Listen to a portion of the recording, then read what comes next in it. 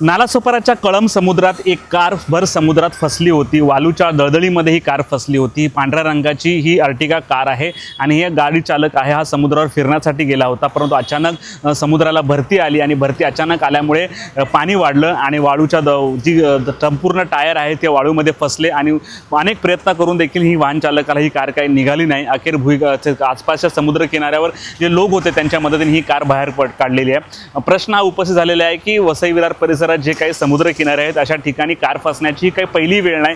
अनेक तरुण जे आहेत तिकडे कार घेऊन जातात आणि अचानक समुद्राला भरती येते आणि अशा प्रकारे कार फसून कारचं मोठ्या प्रमाणावर नुकसान देखील होत असतं। त्यामुळे एकंदर तिकडे पोलीस बंदोबस्त आहे की नाही, महापालिकेचे सुरक्षा रक्षक आहे की नाही, त्यांना हटकवलं का जात नाही। सुदैवाने यामध्ये कुठल्याही प्रकारची जीवितहानी झाली नाही, परंतु आणखीन जीव जाण्याची वाट हे पोलीस प्रशासन पाहतंय का हा प्रश्न आता उपस्थित झालेला आहे। HP लाईव्हसाठी प्रवीण नलावडे, वसई।